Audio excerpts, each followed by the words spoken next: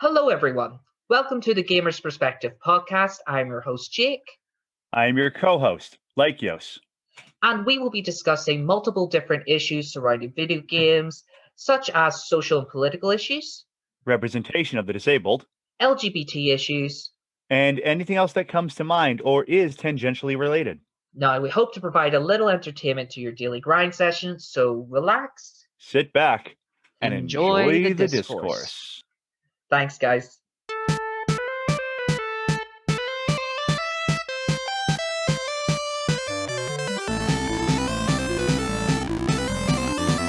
following podcast is intended for mature audiences and contains references to adult content, LGBT discussion, graphic language, and profanity.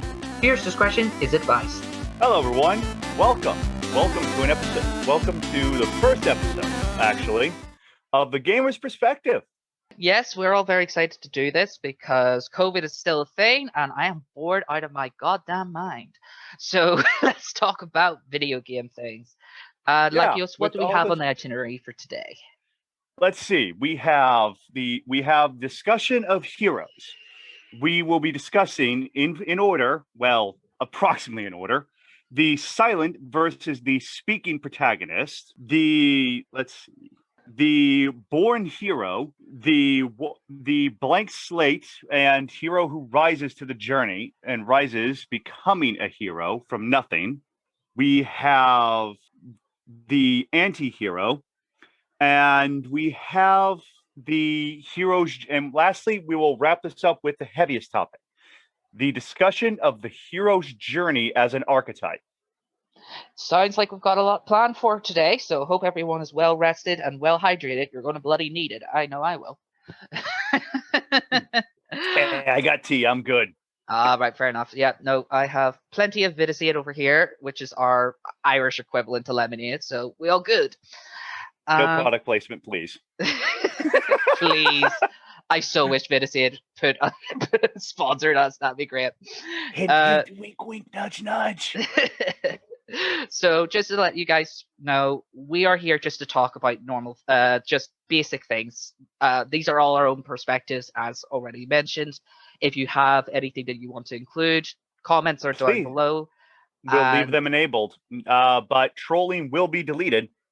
Yes, and by trolling, we just mean if you come in cursing and screaming, you'll be ignored. Otherwise, you're welcome. And we will. That doesn't mean you can't curse in your comment if it has a point.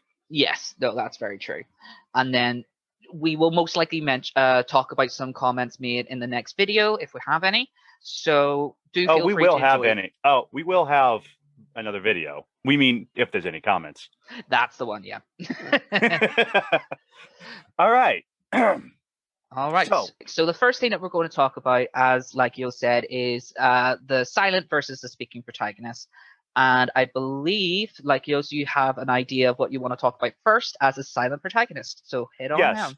Honestly, there's a lot of options for silent protagonist. So I decided to pick the most iconic silent protagonist. And no, I don't mean Mario, because there's another one who is even more silent than Mario. Link. I'm so sorry. I can't help but hear Link and go, yeah. Sorry. Oh, no. It goes in my head every time. But that's all we get from Link. Mario, however, has been known to speak, which is why I pick Link. Link has been known as the silent protagonist who is a blank slate. His name started as a reference by Shigeru Miyamoto, meaning he is the link between the player and the world. And that is how he got his name.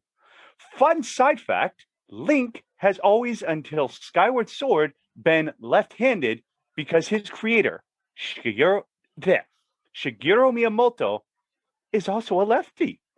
So he put a little of himself in the character that he created.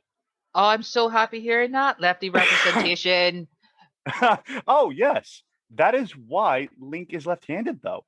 Which is why I'm going to say something right now that's going to offend people. The GameCube version of Twilight Princess is the definitive version, not the Wii version. Deal. We don't talk about the Wii. That's a bad topic on this. Get out. Yeah, there's a reason we aren't going to talk much about that console unless it's absolutely relevant. Yeah, that console is ableist as shit, and we will go over that in another episode. Trust me, when we talk about the disabled stuff in gaming, that is going to be a very big topic. But moving on, Link has had so many adventures over the years. I could spend just an episode talking about Link's various adventures and the companions that have stood by his side. But Link has never spoken. No, we get his companions speaking. Even with say something like Hyrule Warriors, they decided to introduce a new companion character just because Link doesn't speak. Link also is a good representation of a mute person, which is a thing. Some people literally are mute. They cannot speak. If you've never encountered these, it's not just Hollywood. This exists. And Link, I feel, is a good representation of someone who has very limited to no vocal ability. Honestly, what I'd like to see someday is Link communicating in sign language. Yes. That would be a dream. That would be so good. But if they don't do it, I'm okay with it. They have done so well by Link. By the way, shout out to Link's 35th anniversary. Yes, absolutely. I'm very much looking forward to it. And also Breath of the Wild 2. I am such a snob. I don't care. I can't wait. Screw that Skyward Sword HD. No, that's fair as well. But I have strong feelings on Breath of the Wild, which I'm not going to get into here. Now, some people may know these, but I'm getting off topic if I get on that. And my cohort here can definitely attest to my strong feelings. Yeah, a little bit. This call's already went on for about an hour so far, and we've only just talked about this. So yes. So, but Link has been through so many journeys, stayed silent the whole time. This is a good example of how a silent protagonist can express so much emotion with just exactly. That right there is all you need. His actions speak for him. And that is what I feel a good silent protagonist needs. Their actions must speak for their words. Please, I believe you have a good silent protagonist you would like to bring as well. Yes. Now, my silent protagonist only actually stays silent for his first game out of 3. Technically speaking, there's 4, but we don't talk about the 4th one. And it is Jack from the Jak and Daxter trilogy. I am saying it's a trilogy and no one can correct me on that. No, yeah, I haven't played them. I can't comment. No, that's fair enough. Now, Jak in itself was one of Naughty Dog's greatest achievements whenever it came to the 6th generation of consoles. Screw you, Last of Us 2. Well, actually, when it comes to Naughty Dog, Jak and Daxter actually had to be dropped so that they can work on Nathan Drake. So Uncharted actually is the one that gave way to, Jak and Daxter is the one that gave way to allow for Nathan Drake to become things. So say thank you. It was such a good series. But the main thing about Jak is that he is very much similar to Link. His main thing is just combat related signs, just his punching signs and everything else is just but grunts. Yeah, but of course we'll always have that protagonist to go along with them so that they can speak for the both of them. The weasel. Well, technically speaking, not a weasel, but that's story-based things. And actually, he looks like a fucking weasel, and you know it. Yeah, a little bit. But the one thing about that as well is that they took inspiration from both manga and Disney, and also there was supposed to be a third character that was supposed to evolve like a Tamagotchi style, but they had to cut that out because they were already trying to work around making the Nathan Drake franchise in the first one. Side note to you purists, manga, both are correct depending on which region in Japan you live. Yes, and also I'm Irish, so I pronounce things how I want, so you can all go fuck. We're about past 30 seconds of the thing, so I doubt YouTube's going to flag us, but if it does, who cares? But Jak, develops as a character throughout even his first story. He's a blank slate character similar to Link, but he gains a personality through his actions, through the side quests, through the people he interacts with who kick him across the bloody map.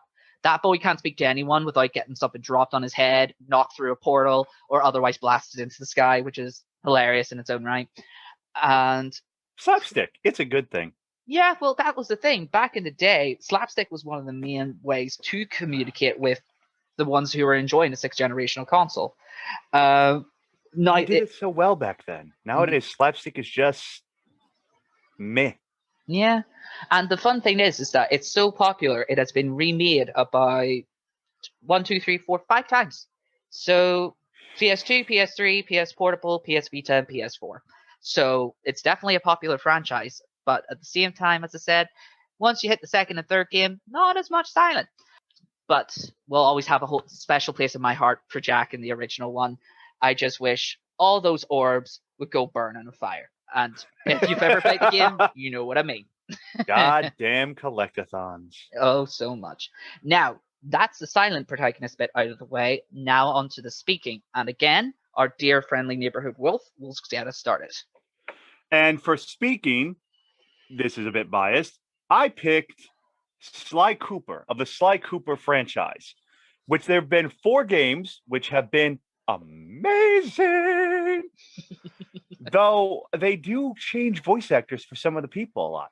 Specifically, his love interest and the badass cop, Carmelita, who has never had the same voice actress in 2 games in a row. In fact, no, every game. She has had a different voice actress. Though the voice actress in Sly 2 had to pull double duty, also voicing Constable Neela. And you listen to those 2 back to back, you tell me they're the same person. I'm legally blind, so I have better hearing than the average. And you know what? That woman has range, okay? So, what we see with that is a series that shows a story can be told, and a speaking protagonist can be everything. They can be suave. They can be debonair. They can be angry. You see a wide range of emotion, and it's not just the amazing cel-shaded animation. You hear it in the voice. The voice actor really brought it. And if you're going to have a speaking protagonist, one of your important things, you need a good voice actor. On a side note of that, a game that had some niche popularity, well, I say semi-niche anyway, is the Xenoblade series.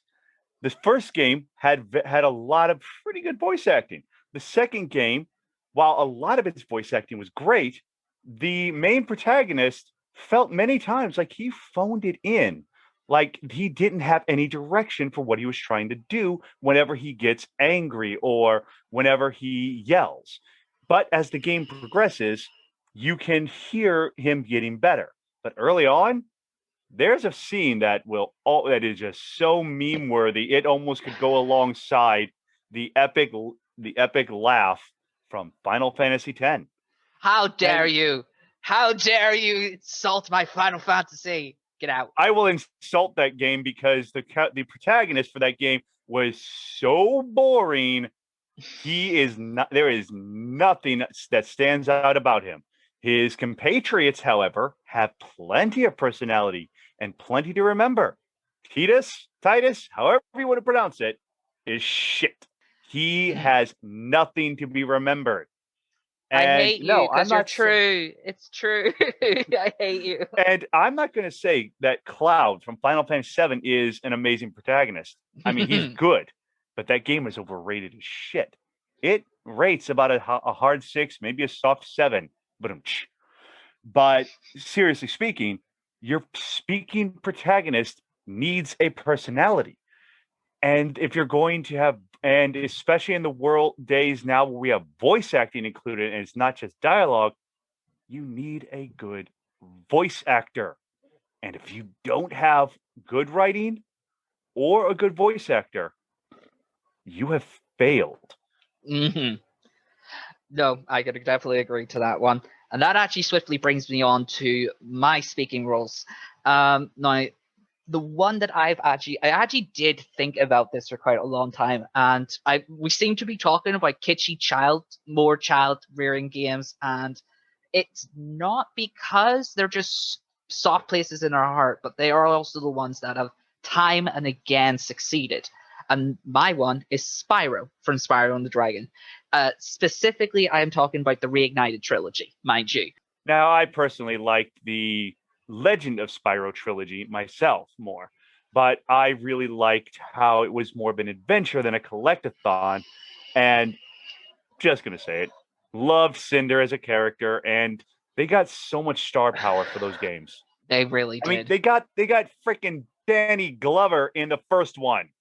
And that's only one of the big names. I'd have to pull up a list, and I'm not going to do that right now. But they got some serious star power in those games. No, they definitely did. But the reason I focus mainly on the Reignited trilogy as well is the voice acting not only for the main protagonists, but also the rest of them. Sorry, go ahead. I just said nostalgia. I was just giving you a jab. Nostalgia. Let's be honest. You have some nostalgia for the collectathons. I kind of do. I am very much a collectathon person, but put your biases on the table, my friend. Yes. Okay. Very fair. I am a collectathon maniac. I love them because I actually feel seeing that 100% just sat there, just it's always such a nice feeling. Oh, that's why I hate. That's my problem with open world games. It's like I want to collect this. I want to collect this. I want to collect this. That's why I say, fuck you, Dragon Age Inquisition.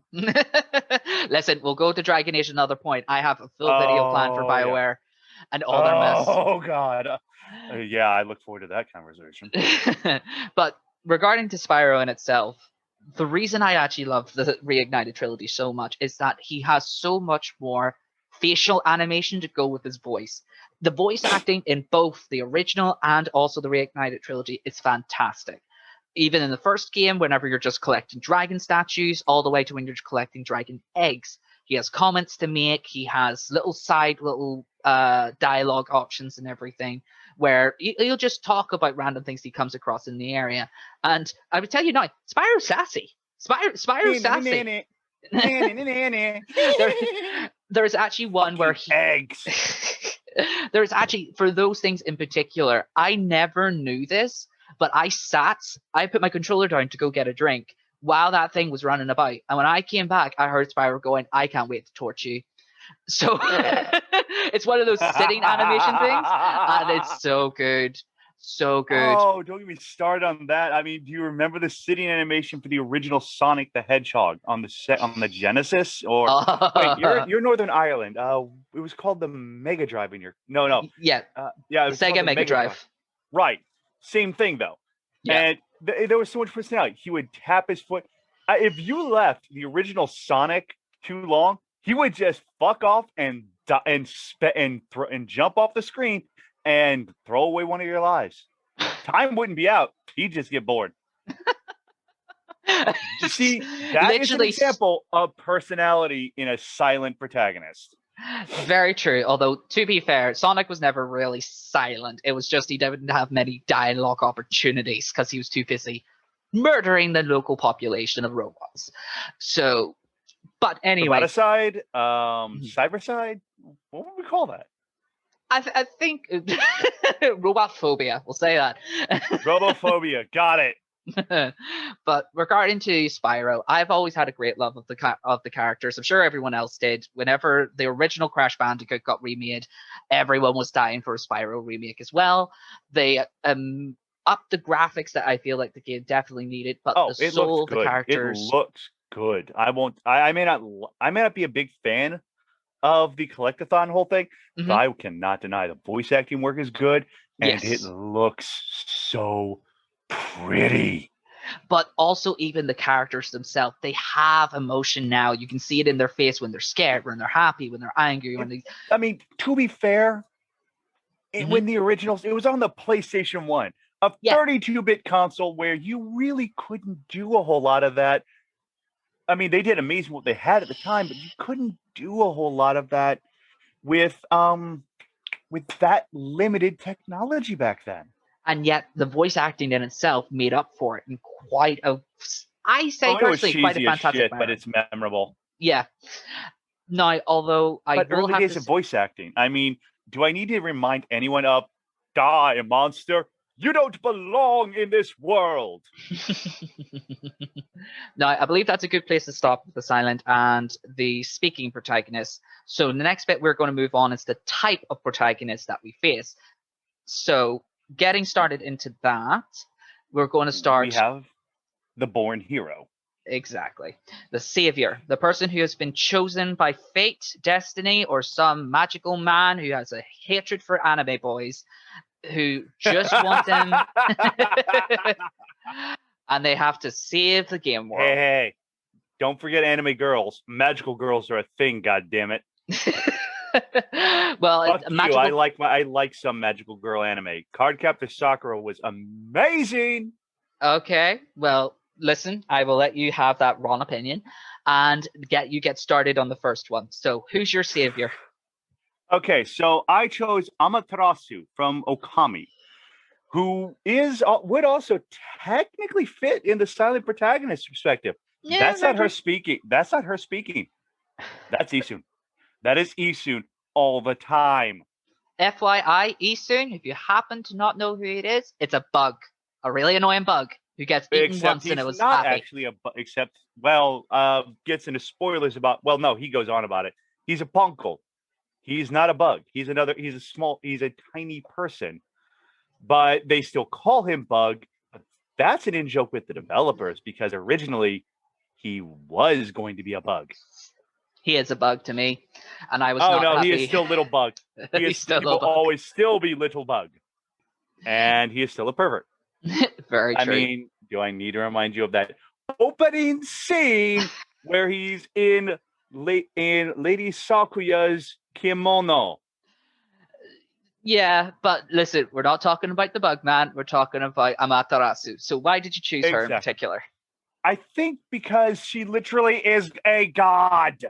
I mean, seriously. She is literally Amaterasu, mother to us all, goddess of the sun. If that doesn't define our topic here, I don't know what does. She isn't just born to greatness. She is born greatness itself because she is a god. See, I can respect where you're coming from with that. I would say for Amaterasu, she has, because the whole story of that from the actual comic game was she was originally just a dog who then got gifted with godlike powers because of trying to save someone. Am I remembering that right? No. Oh, well, never mind then. She was always a god. Her original people saw her as that. Except for the gifted few who could see that all along she was a god. Though technically because her previous form was Shiranui, a male wolf, who, awesome fact, you actually get to fight alongside in a boss fight. And every spell you can do, he can do only 10 times stronger and it's not a fact that he's male. So get that whole sexism thing out of your head. It's actually a story reason. Unlike you, he is what you are at your prime, at your ultimate power. While as when you come back, you aren't even a shadow of your former self. You're not a shell. You have nothing. So that was a bit harsh. Still need to climb those ranks, get stronger. You need to restore the people's faith in the gods to get stronger. Mm-hmm. Right. Well, no, to be fair, I do remember it playing a bit of Okami. As you saw, my memory's a bit off. But even in that, Okami is continuously just there to save the world. So the only version I don't own of that game is the Wii version. I bought it on every console I own, and I have it on Steam. So slight little sass, but then again, friendly neighborhood wolf, so kindred spirits and all that. Yeah, plus the PC version's HD is far better than the console version's HD. Let's just be honest. I don't care if you're looking at Xbox One.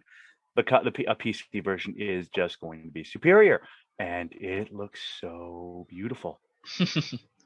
Now, moving on to my one, and we actually talked about this previously. I have picked one that also there are movies and books about, but I'm talking about it from the video game perspective, which is Harry Potter from the Harry Potter series. Warning, outrage incoming. Now, bear in mind, I am of the firm opinion that a world is not owned by the author. The world is owned by the fans. That is a personal preference of mine. If you don't agree with it, no worries. But Harry Potter in himself... As I take the opinion that I can enjoy the medium while still acknowledging the author is shit. Yes, very much so. Now, with Harry Potter, and why I picked him as a savior is because he has literally been forced to be a savior from birth. He was the chosen one. Exactly. Well, later on the line, prophesized before he was months before he was born. He was prophesized. So I didn't think there was something much more on the nose when it comes to savior complex in Harry Potter. Although I still say that poor boy was abused and no one did anything about it. So I feel like no one fucking knew though, and he was so beaten down, he didn't say anything. You'd think the school should have known something about it, but I got to give J.K. Rowling this for her writing specifically. She actually managed to make an excuse in the writing for why the school didn't know. The Dursleys weren't stupid. They were muggles. They were not stupid muggles. You do not get to where Vernon Dursley was in a company if you are stupid. No, that's true, but at the same time, poor Harry. Oh no, the totally boy just needed a hug. Oh no, he totally did.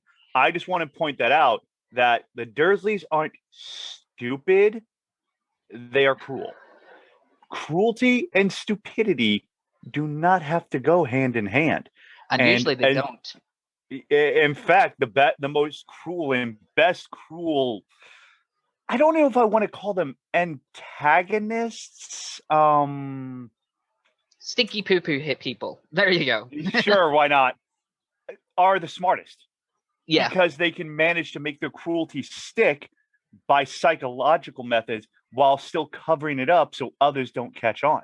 And that's what I mean. No one could catch on because they had an excuse for everything. Very true. But going into the actual gameplay of it, because I am a Potterhead so much I could go into this. But the actual Harry I'm Potter... a Whovian, so what? Now, Harry Potter is a game protagonist, so as you go throughout the thing, you're always usually tied up with Hermione and Ron. They usually have their own mechanics that are introduced that Harry cannot achieve on his own. But he is the main staple. He is the main character that is focused on. And early on, the games were very different depending on what platform you played it on.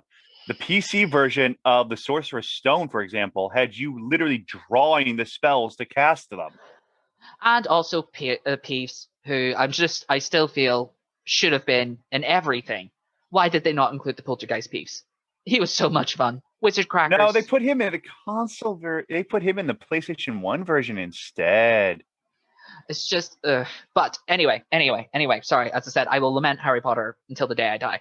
But the Harry Potter character, as he is someone that a lot of people related to in different manners. They had to deal with bullies through Draco Malfoy, and they didn't blast him into a wall, which sometimes I wanted to. You threw Wizard Crackers at him. You had to beat him at racing. You had to do things where it just was, in a way, just proving to yourself you're better than the bully. And then there's the Quidditch. There's always Quidditch. And then, of course, we can't forget the big bad who Harry has to beat, which still, to this day, I say, why just bring a gun? It's just fine. Guns don't work in Hogwarts. That's why. They actually explain that kind of thing. Technology like that does not work in Hogwarts because of its magic. True, but the only thing that doesn't work in Hogwarts is electricity. I don't know many guns that work off electricity. So, fine. No, they kind of explain that the magics in Hogwarts also wouldn't have allowed that to work. Fair.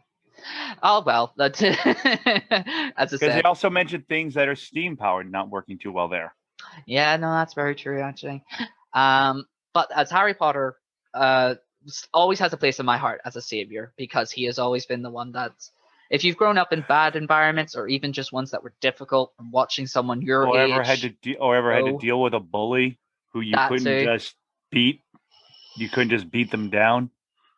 And it's just something that we all related to in some manner. So that's my very soppy savior. There's another one. The teacher's favorite, the teacher's pet. We even deal with that in that universe. There's so much that can be related to in that universe. The author's bullshit aside. Yes, that's it. It was a school. It's something that we've all had to deal with at some point or another, even down to the hateful teacher. It felt like a school. It really did. Yes. Skyrim, look at this, right? Next time you make a game with magic in it and a school, Harry Potter. Not your bullshit where I walk in and then I know things and then I just have to leave. It's like, no, I want to go to classes. Thank you very much. I want to have to prove myself to teachers. You know, you're at a fucking school. Well, there's that, and also I want to learn more prank magic. So Hogwarts Legacy, let me learn the dancing spell, please. Oh, I am so excited for that. Yes, I am so excited for that game. I don't care what Twitter says about J.K. Rowling. You know what? Again, fuck the author. We're excited for the property, and any Harry Potter fan has wanted an RPG where they could be in that world as their own character since the first fucking book. Yep, no, that is very true. And we've all wanted it. Don't lie. No, I am not at all. But the only thing I will say, anyone who dares try to say to me, Hogwarts Mystery is that, you may go burn in a fire. Because that is a mobile game, and B, you're left trapped in that. Oh, good lord, I've actually forgotten the name. Venus Tentacula, I think it was. You know the vines that wrap around you and everything for the first film. Oh, the Devil's Snare. That's right. And, Devil's Snare. The Venomous Tentacula was something in the second film. Yes, and also in the games.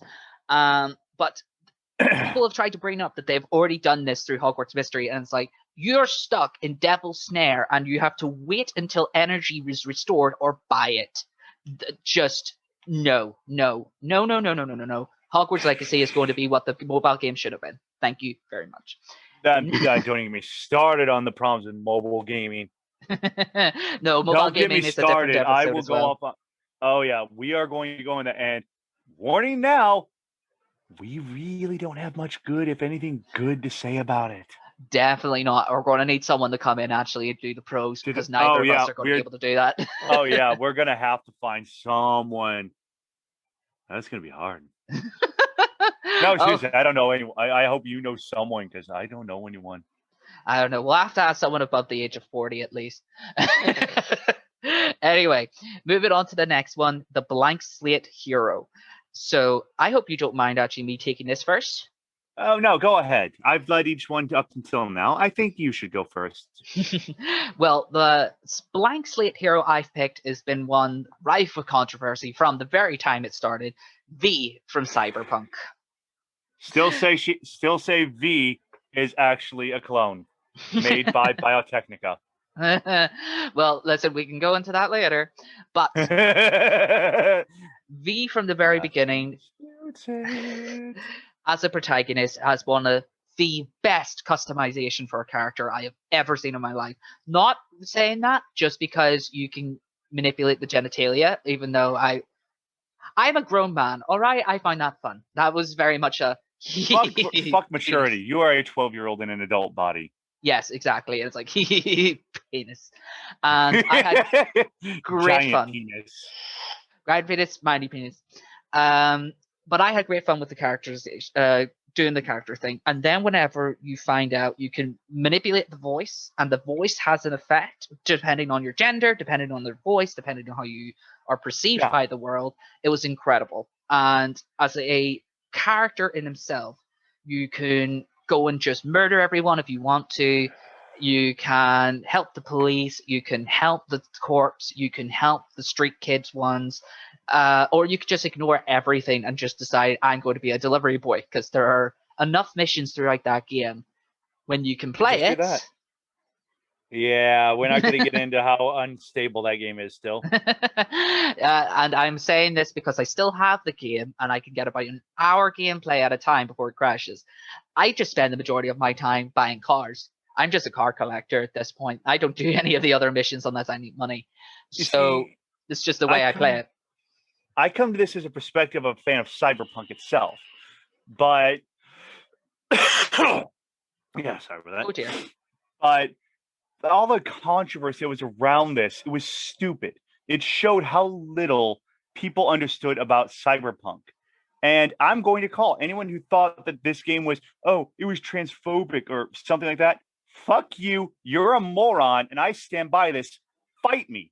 We're in a world that that literally goes the whole route of trans is just normal, because we're in a world that's post-human. We are in a world where someone can fully cyberize, and at that point, instead of questioning what is gender and what does it matter, you're questioning humanity. At what point of putting enough cyber augmentations throughout your entire fucking body are you still human, or have you become an android? We're in a world where genetic modification is a thing, which no, I still hate that you can't do that in 77, but in 2020, in the original tabletop game that this is based on, and a continuation of the story of, I could go full furry with gene splicing. So in a world where these are a thing, and the question of what is human is a thing, fuck your whining about gender. Where that's in the past. That is no longer a worry, because you can get that augmented at any time. So everyone, that was Lykios being triggered. Yes, it was, but I'm not wrong on any one of those points, and anyone who understands Cyberpunk as a franchise will know this. I do have to point out, as it says at the beginning of this video, we are only talking about our own perspective. Both me and Lykios are not exactly the straightest people in the bunch, but it doesn't mean that we don't have opinions on other sides. And I will freely agree with him that the Cyberpunk franchise and the Cyberpunk genre, even in the game itself, you have people who are pretty much pure robot, like iRobot style, done up. Then you've got people glowing eyes. You've got people with leg blades that literally they walk on literal stiletto blades, and arms that shoot out blades as well. It's like people are more concerned of how many blades they can stick in their body as to what gender you are at this point. Yeah, so what is human? Exactly. I don't care about gender. What is human in that world?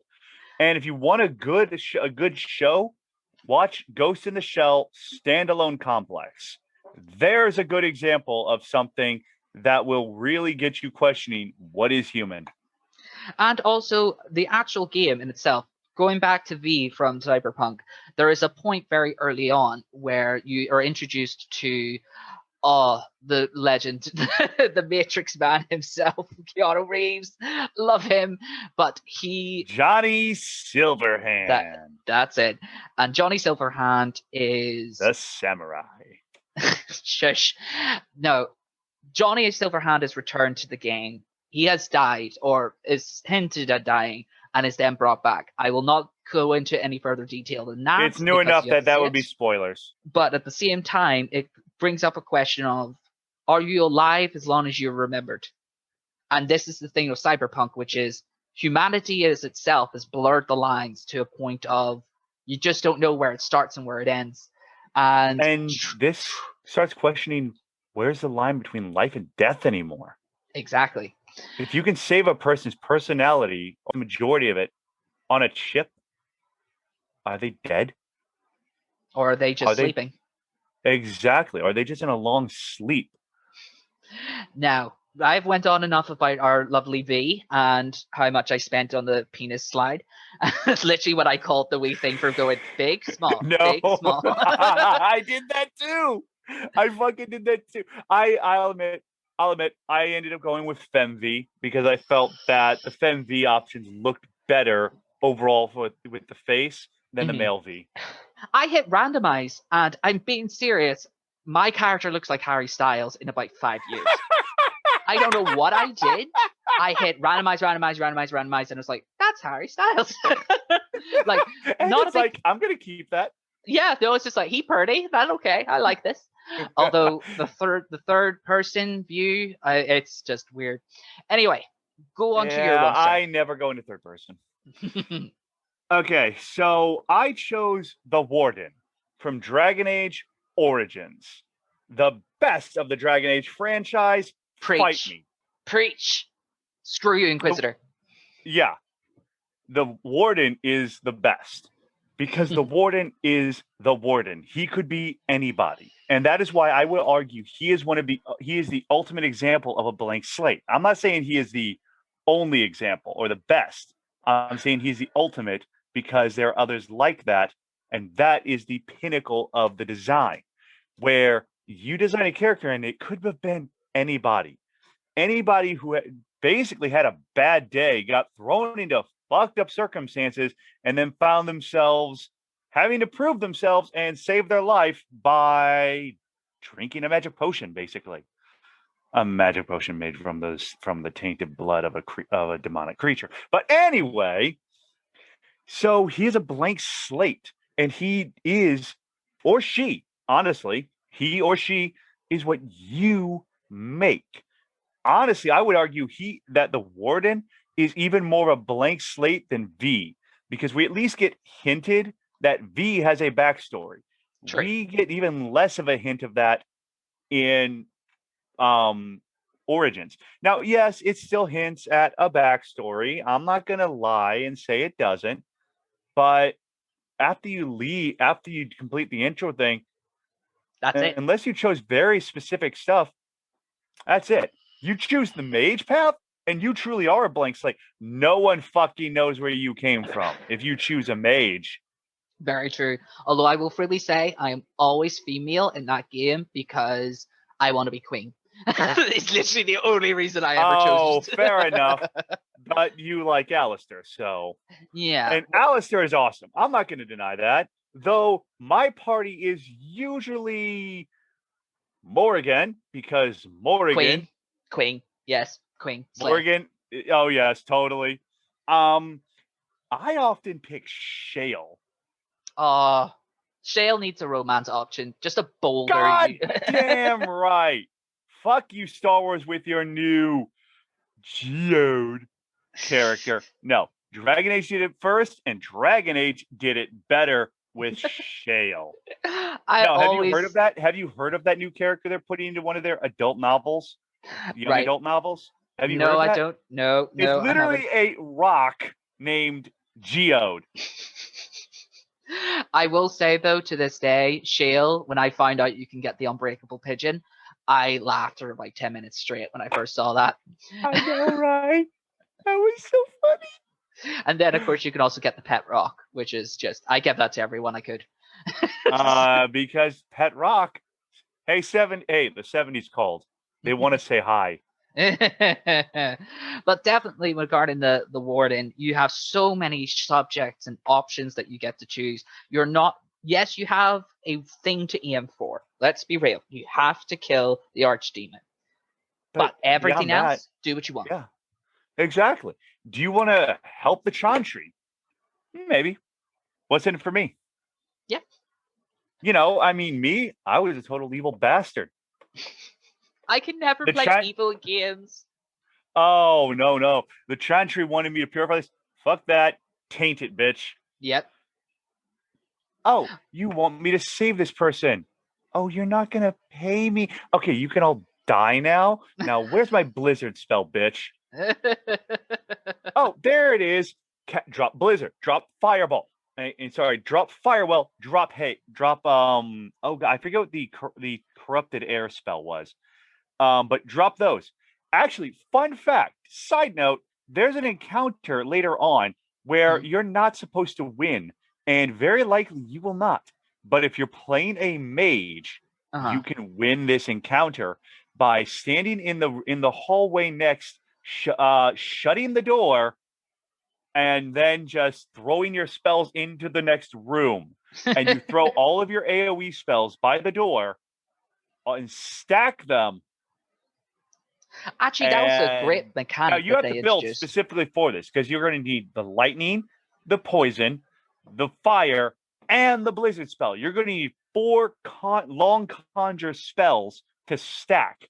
Yeah. But you can win this fight, and you're not supposed to. And yet, this is when BioWare still knew what they were doing. No, as I said, they programmed a sequence for if you somehow manage to win that fight. But you're not supposed to. You are not supposed to win that fight. If you try and go in it as a warrior, congratulations, bitch, you're dead. Now, leaving that there, and we're moving on because this is already dragging on a bit. We are going to move on to what I would say is my most favorite bits of this video, which is the anti-hero. He's been looking forward to this. This love is definitely anti-heroes. going to be a section we're going to just expand on, because the anti-hero is the most misunderstood type of hero there is. Yes. Because they get so often confused with a villain. Before I even get on to before either of us get on to our ones, I'm going to say this. Fuck you idiots. The Punisher is not a villain. Frank Castle is an anti-hero. And if you want to, and this is not an opinion, this is an established fact in Marvel Comics. The Punisher is an anti-hero. I'm so sorry. I just find it so funny because you came at me about this the other day, and I was just like, I haven't watched The Punisher, but okay. Oh, I'm talking about the comics. God damn it! I'm talking about the comics. Read the fucking comics, and hell, even if you watch the Netflix series, which I highly recommend watching season 1, he's an anti-hero. He is not a villain. Okay, so. With all that, with that rant out of the way, I'm going to have to introduce my choice for an anti-hero. I had many choices. I really do. But I feel like the one who is one of the best hero anti-heroes in gaming is Jackie Estacado from the Darkness series, which, yes, is also a comic series, but the games were so well made, and I feel like it's a crime that we didn't get the DLC for Darkness 2, and Darkness 3 got canceled. The story is left unfinished because of this. And if you ever get the chance, play both games. Sadly, you'll have to port or something for Darkness 1. But these are amazing games with a protagonist who starts off waking up in the back of a car in the opening cutscene after getting knocked out cold from a mob hit. They were collecting money for the Italian mafia. So, yeah. How's that for an opening? That sets us up for the thought of a villain. But it turns out he's not a bad guy. Sure, he does bad things, but in the end, he decides, no, I'm done with this shit. You stab me in the back, I'm going to put a demon tentacle in your face. And that's another important fact. Jackie isn't just Jackie. Because while he is an anti-hero, he has an actual evil entity inside him. Not an id. No. That'd be nice. No, he gets an eldritch abomination that is from the dawn of time called the Darkness, an evil creature that decides that it wants to destroy everything and rule everything at the same time somehow. It is living evil. And I feel like that's what makes Jackie a hero still at the same time, because he has to control that fucking thing. He literally has to control an embodiment of evil itself. If that doesn't define an anti-hero, well, a hero is himself because he has to control it. Yeah. What does? Oh, no, very true. To himself. I'm still a bit triggered over the tentacle to the face thing, to be fair. But no, I get what you mean. Have you played the game? No, and I don't think I want to now, but still. It's a tentacle. It's literally a snakehead looking thing that's a tentacle coming out of his back that reaches forward and bites a motherfucker's face off. This is why you will never see me play horror games, because I can see that in my head and I'm just like, it's a first-person shooter. That's even worse. So you get to see it in first person as the tentacle reaches over your shoulder to do it. Listen, I played Alien Isolation, and I swear to goodness, I almost wet myself completely. So Fuck no. that game. Fuck Why? that game. Because it gives a middle finger to establish things in the Alien franchise canon. I was too busy being horrified and having nightmares for a fucking month. I'm a diehard Aliens fan, and I noticed every fucking thing they did wrong with the canon. I triggered him again, people. I'm sorry. Yes, he did. And now you're going. And now for the rant. Let's see. You scared the alien by setting it on fire. No, aliens aren't just afraid of fire; they burn. You shot the thing with a rail gun. That's going to rip through sheet steel a meter thick. An alien is going to be perforated. And yes, you can make a railgun. For crying out loud, have you not seen Aliens? Hicks put a shotgun to a xenomorph's face and blew its head in half. This thing would not have survived the things you hit it with. Simply put, it fucks its own canon. Therefore, that game is shit on the principle of its design. However, as another oh god, I forget what the name of the original one was that started that whole genre. Aliens versus Predator? No, Stay Alive. It's no, I can't remember the name. It's the one where you have to hide going to an insane asylum. Outlast. That's it. Outlast. It as an Outlast clone, it does its job well. Yes. It looks great. The problem is it fucks its established canon hard, and it doesn't even use any lube. I don't know how many other people are going to be triggered like me when you start talking about bloody tentacles.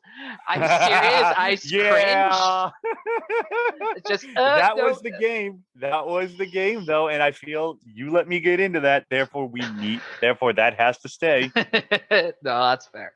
So, moving on from that rant, we're going to go into my choice. Now, again, just like you said, there are so many different options when it comes to the anti-hero, and I had to pick one that I had a definite moment of like feeling for the character, even when they were doing some pretty nasty stuff, and mine is Velvet from the Tales of Berseria franchise. Now, I know a lot of people say the Tales of series is not their own cup of tea, which is fine. It is very much JRPG style, cutesy anime girl nonsense, right? But lots of big tits. A lot of that, yeah. But in this case, the Tales of Berseria starts off with a sister and two brothers. The oldest brother had saved the other two from being murdered along with their parents. And then the big brother's wife died from like a blight type thing that had been affecting everyone. So it's already a bit of a sad story. And would literally start off with it. I really say the opening to this game is the equivalent of Finding Nemo in Japanese anime, really, because it goes from you're here to help your younger brother who's quite ill, and you're getting him some nice sweet things, and you're going around collecting some money, killing a few animals to get their skins to get a bit more money so you can buy him something nice. And then he is crucified by your older brother. And I don't mean he gets stabbed. I mean he gets hung up in the sky with magic blades of death sticking through his body.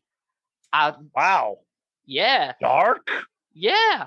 And then gets thrown into a pit, and his sister jumps in to save him, at which point she gets affected by this blight, which magically turns her arm into tentacle monster arm that sucks out the evil from other people.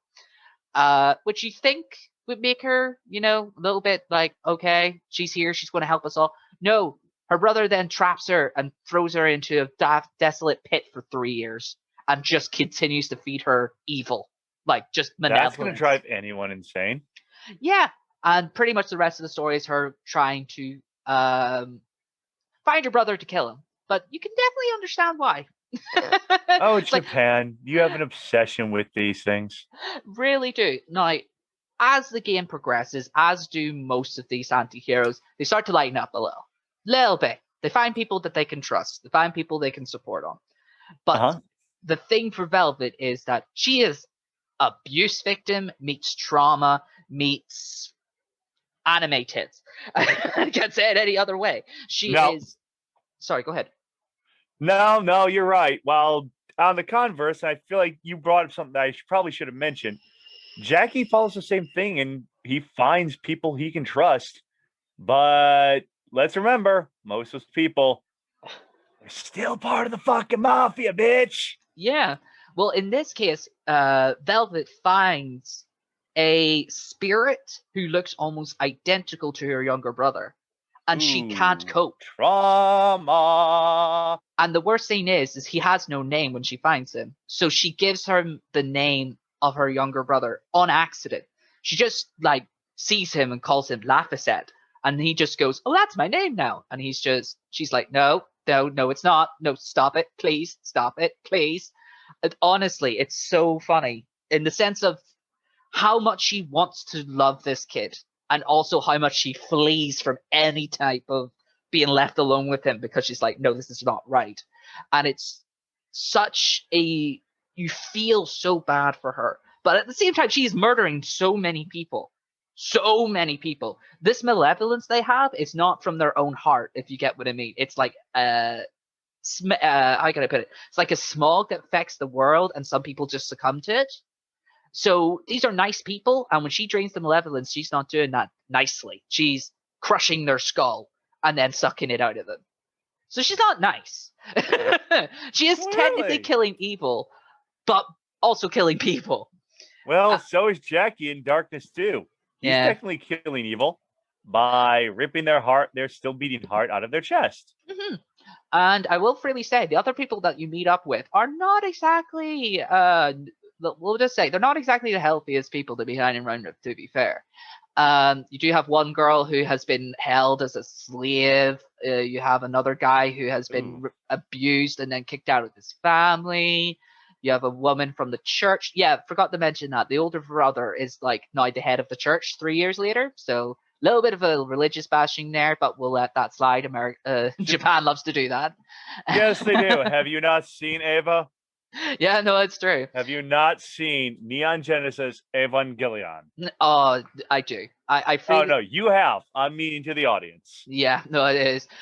But I'll leave that there. I will just say, if you want to see more about any of these games, they are available mostly on console and PC. So do feel free to just have a nosy and definitely watch some playthroughs, because trust me, some of these games you can find a Let's Play of these somewhere on YouTube. Yeah. Every game we've mentioned, I guarantee you someone has done a at least semi-decent Let's Play of them. Yeah, and a lot of them do non-speaking, so you just get to enjoy the actual story. You see, I prefer the ones where someone speaks, where they're going to read the fucking dialogue in games that have dialogue that needs read. Yeah, but most of the games that we're talking about here usually have their own voice in some description anyway, although Okami is just... That was intentional, though. They did that to reduce translation problems. Very true. Now, which I thought was pretty brilliant, actually. Mm-hmm. Now, let us round off this with our hero's journey choices. This has been a bit difficult for us to kind of come to grips with, because it can't fit a savior. It can't fit a blank slate. It has to be someone who's just been thrown into the midst of a big mess and you're just left to clean it up. Which fits so many at the same time, but it's the most overused archetype in all hero writing. It really is. I'll actually go further and say it's the most overused thing in JRPGs. Oh, no, not just JRPGs. I mean overall. Because it's the most overused thing in Hollywood. It's the most overused thing in books. It is just the most overused archetype there is. Period. Yes. Well, that or the Jesus setup. Yeah, very true. Very true. So my choice for this, not just because I'm a Shin Megami Tensei fan and I love Atlas so much, but also because I actually do think it fits, Joker from Persona 5. I still disagree with him on this. I still pick Yu Narakami. Yep, no, that's fair. From 4. But I say Joker, and I'm calling him Joker because no one has been able to fully confirm the actual name of this. It keeps going between two. One's called Ren, the other's called Aya. So I'm just like, we'll call him Joker.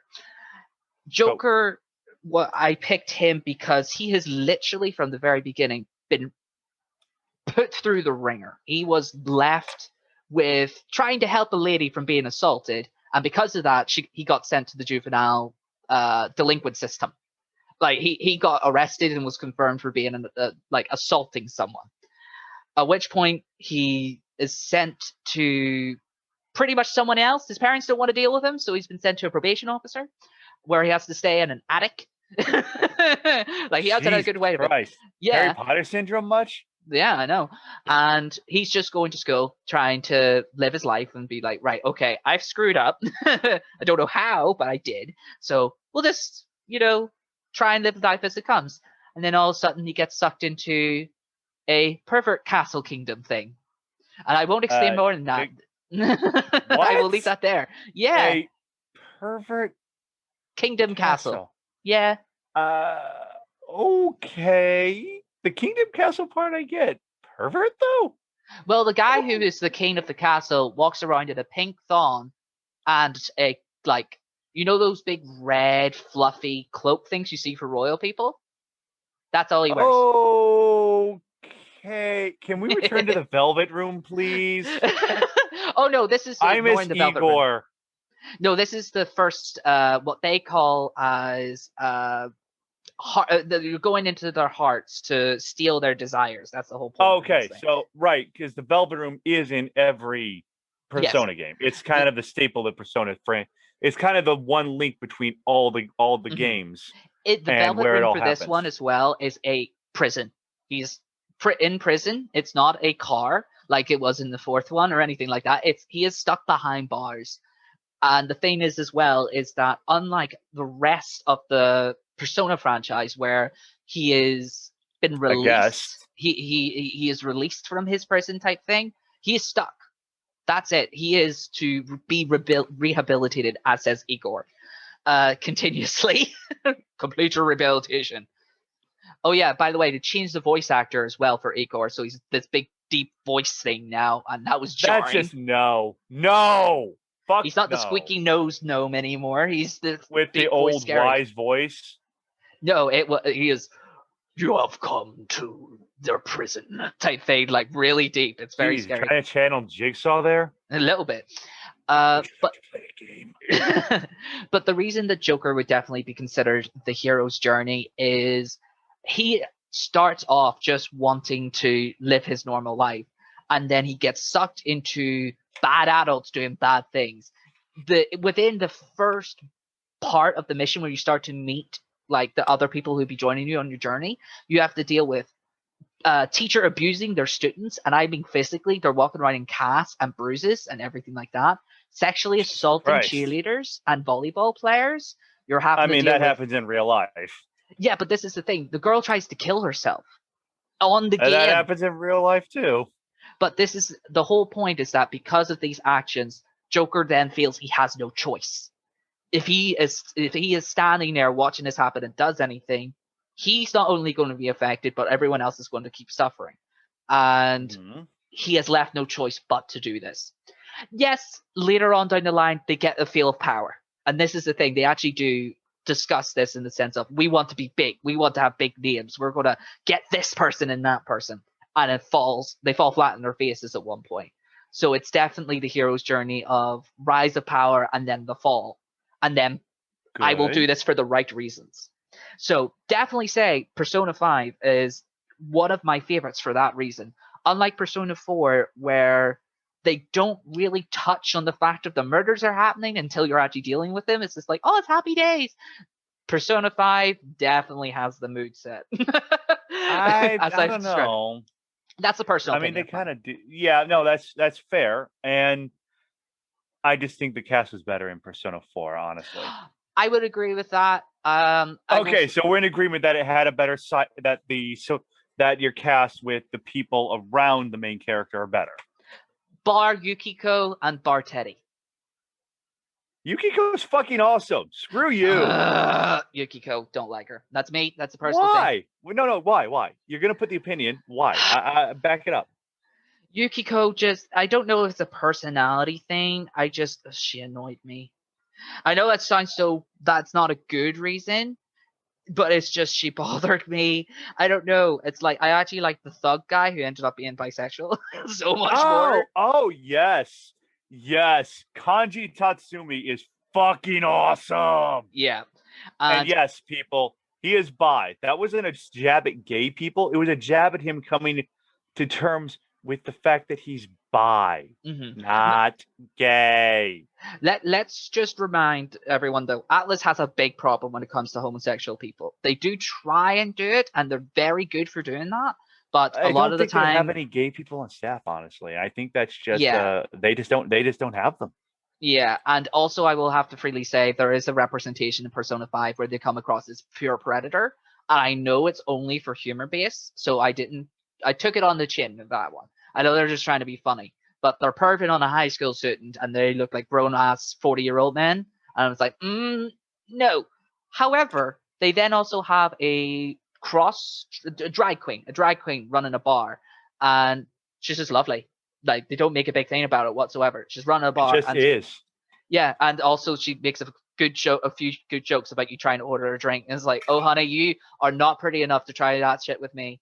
Yeah, and it's just like, yes, queen. I mean, yes.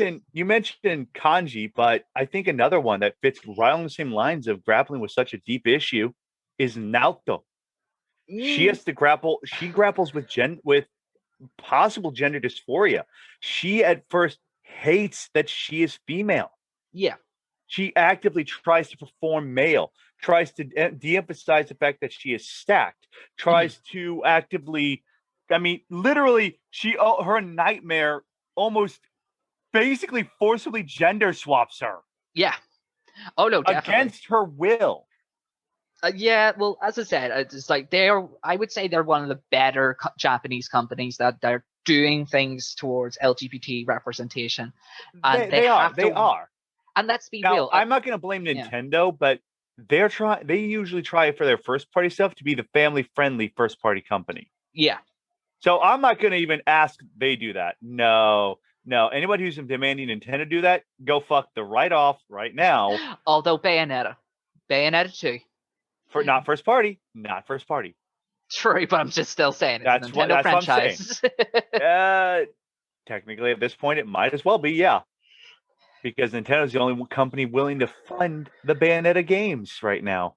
Which is such a change. I'm so sorry. It's like we went from Mario to sexy lady with hair. Okay. I feel like someone at Nintendo got frustrated and was just like, no, I need to make something for adults or I'm going to scream.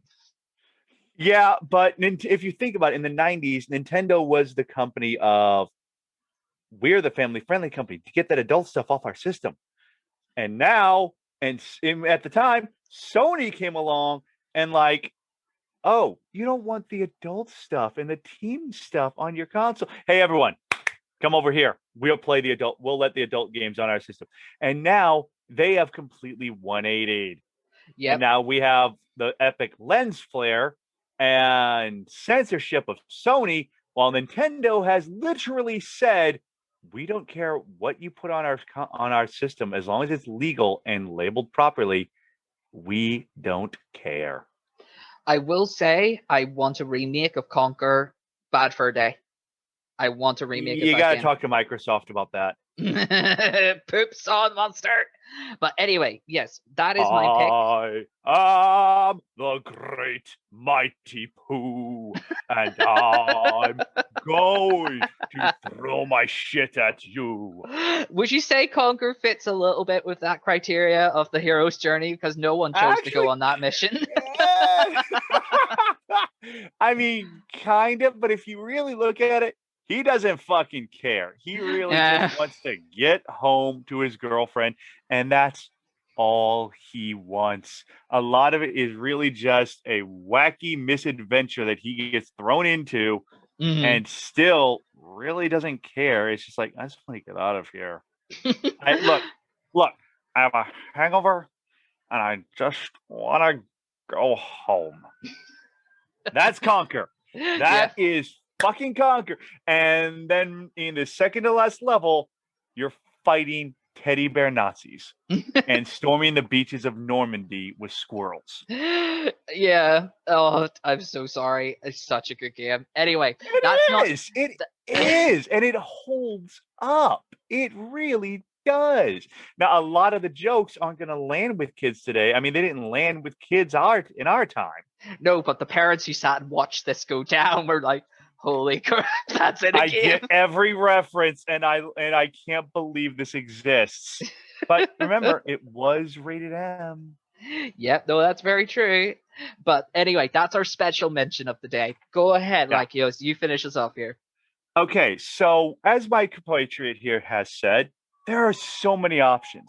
So we needed to pick one that really just... Apologies if you can hear that, police sirens. Lykios is a bad boy. Police are coming. Fuck you. But there's so many options for a hero's journey. So we need to find one that truly is the rags to riches kind of story. So with that in mind, like my compatriot earlier, who mentioned a character that only really was this in their first game with Jack, I'm going to mention the counterpart of Ratchet from Ratchet and Clank.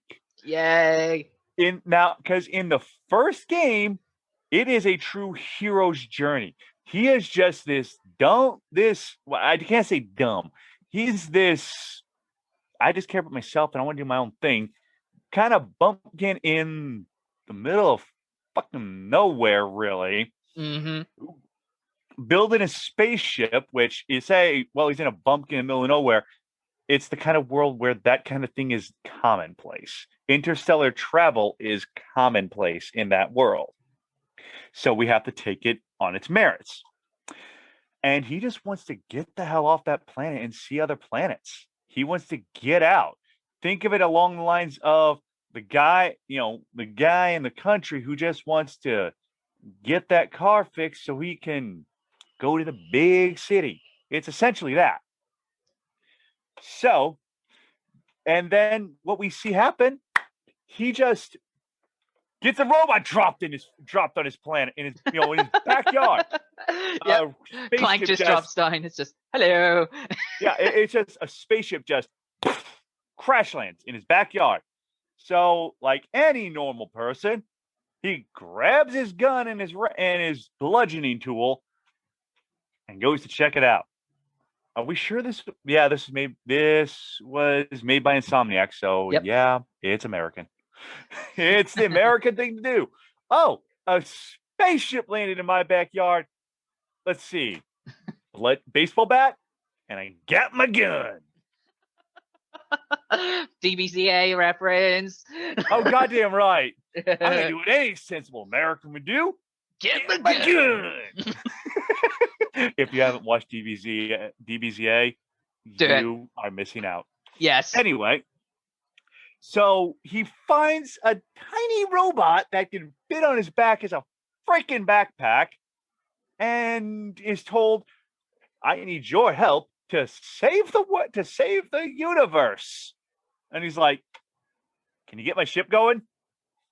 Yes. All right. Let's go. I'll get you where you need to go, but then I'm out. And he does this thing. He's like, okay, you want to go see Captain Quark, the biggest hero in the galaxy. Okay, I'll get you there since you're helping me. But after that, I'm outie. Mm-hmm. I'm outie 500, man. And then they find out, I don't feel I'm spoiling this. This game is how freaking old now. And it got a remake, and that's how old now. So I'm not spoiling shit. You find out Captain Quark is a total douche. So he's like, ugh. So he goes with Clank and doesn't really care. And finally it hits home. He realizes this is bigger than my problems and my shit. there's a whole universe out there, and I don't do something as the only person left who knows what's going on, and who seems to have the right skills for the job with my giant wrench. Yes, and I'm all sorry. these guns I've been able to manage to acquire, which if you really look at all the different guns he gets, the guy's got more munitions than, I'm sorry, no offense to your country, but the Irish army. Yeah, pretty much. I won't even deny that one. Ratchet walks around on the regular with more munitions than a small country's army. Yeah, and still somehow just doesn't make it through the first time. And then you find out that, oh, it's worse than you thought. Captain Quark, this big hero, was part of the plan the whole time of the big bad guy. And that hits home for Ratchet. He's like, you're supposed to be a hero. You are a hero to people. And you're doing this? And that's the final moment where Ratchet realizes he has to step up because no one else will. Yep. The general public is scared, but he has the courage to do it. And from then, he faces galactic threats and destroys basically the equivalent of Hyper Walmart. Yep. Tell me I'm wrong. Tell me that doesn't reek of Hyper Walmart. No, it definitely does. I would really admit that. And yeah, that's Ratchet and Clank 1. Now, yeah, the future games, he's really not on a hero's journey anymore through most of the other games. He is the hero because he established himself as such. Yep. But even then, he still has to keep rising to an occasion. But he at least understands after that, the world needs me. The universe needs people like me. And it's not just, he doesn't think he's all that. No, he's like, they need people like me. Which I honestly like them to expand on the story and him have to like show him like training other people to be heroes, to take his place, to do his work. I would love for them to do that in a new game. Well, you never know. They could actually go into that a little bit more. Was it Stitch in Time? Is that what they're calling the new one? Which looks amazing. No, I forget what it's called, but no. And you're thinking of the Crack in Time. Crack in Time. Sorry, Clank in Time. A Clank in Time. Yes. That was on the PS3. Through pores, the portals. Where we go? No, that one was on PS3, where he's going, literally dealing with time warping. No, is that not the PS5 one? Rift Apart? Yeah, the new one is something else. Oh, we don't have the sub name for it yet. It's going to be okay. Fair enough. Which, by the way, comes out. Okay, you know what? June. This one I'm actually going to look up midstream, just because I want to know what it's called for the record. Ratchet and Clank Rift Apart. Rift Apart. That's the new one. Yeah, and I looked it up there. And I am so excited for this. Yes, plus so much. Sexy femme lombax. Dude, no. She is sexy femme lombax. To be fair, yes, I will freely agree. She pretty, but at the same time, just no. Not your thing. You're also not into chicks. Yeah, that's true. Although I will freely say, while this stream is going, we are going to be putting up trailers of characters and stuff. So I want everyone to just put in the comments below, do y'all think Velvet looks awesome? Not even sexy, just awesome. Because who I want to be when I grow up. Thank you very much. All right, okay. Well, that's it pretty much for the protagonist talk of today. Any last thoughts, like yours?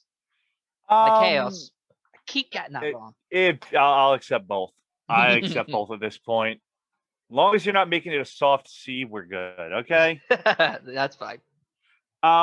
Honestly, I think we could have gone on for this for another 3 hours easily, talking about other kinds of protagonists and other big names that we both love. Oh, easily. Oh yeah, I mean, so many great video game protagonists out there. I'm sure in the comments we're going to get a lot of people mentioning, well, what about this person? I'm almost certain if people watch this, they're going to be dropping that. And you know what? Valid. Yeah. Totally valid. And we'll probably discuss Some of them at the beginning of next episode. We'll have to, depending on how many comments we get, we'll have to tailor it. But yeah, I think that about covers what I have to say on my final thoughts here, because we could have gone for hours. I definitely say we're going to do another one similar to this, but it'll be talking about the bad examples of protagonists. I feel like we've highlighted. We've got to do more research on that, though. We do, because it's that's the problem. We were originally we were going to do the good and bad in the same episode, but we found it hard to do the research for bad examples, because it is very hard to find bad examples, let alone ones people would know. Yeah, subjectively bad. That's the thing. Like, I have my issues with the survivor from Fallout 4, but it doesn't mean someone else didn't appreciate having the surprise of what they were going to say next. And what we're going to do when we talk bad, that's an example of where we want objectively. Yes, we need to point out things that are objective for bad examples. Not just subjective. Like Yukiko. Yeah, you see, he's subjective on that. But there's a lot of people who really love Yukiko. Like Yos. So. Oh, no, I just think she's good. I got a friend who always makes her his waifu in the game because the item she gives you at the end, after the date section, is fucking busted. Yeah, no, you know what? Fair. To be fair, in Persona 5, I always end up romancing the doctor, and I'm like, that's still creepy as hell, but step on me, senpai, so it's fine. Wow. Okay. Now I know a little bit more about your interests. Yes, and it's her shoes. I'm so sorry, but she has the best shoes out of the entire game. Fair. Yeah, no, that's the one thing that I really dislike. Out of all RPGs, the shoes are always the thing that don't get a lot of focus. And I love shoes. I just can't help it. I love shoes. Really leaning into that stereotype, aren't you? Go away, you. Right. Okay. With that insult to my personality, sir. I'll put it out there in context, though, to it. I'm a furry, people. So you can't say much. Rage begin. Yeah, exactly. All right, but we'll end it here for now, and hopefully we'll see you in the next episode. We're going to try and keep this at a rough 2 weeks per video. Because we need time he needs time to edit, since he's the one doing the editing. Exactly. And we need time to do our research. We also need time to do it. We have real life stuff, and he needs to, and we both need time to do our research to make sure we get everything established. We need to draw up our points. We need to set things up. Mm-hmm. It's the grind of it. If you're thinking about getting into this kind of thing, don't go into it half-assed. We essentially have, and we are already seeing problems in this first episode that we're going to work on in the next episode. We're going to need those 2 weeks to do our research. But I think we should tell them now what next episode is going to be next time on Gamer's Perspective. It will be antagonists, the villains, the darkness that goes against our hero's light. Or sometimes the other way around, depending on which way you look at it. Now, we definitely want your comments on this one as well. We are going to struggle with a little bit of picking the favorite that isn't Joker, like yours. So, with that in mind... Why would I pick the Joker? I mean, granted, he's good, but... Here, listen, the last time we talked about this, y'all were simping pretty hard for Joker. Not gonna lie.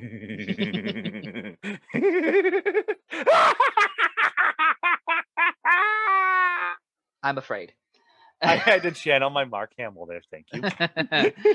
But yes, it will be villains. So do feel free to throw your own thoughts in as well in the comments below, what you want included in the next video. And we might consider them as even changing some of our options if we find that your choice and reasoning is better than ours. And of course, you could affect the show.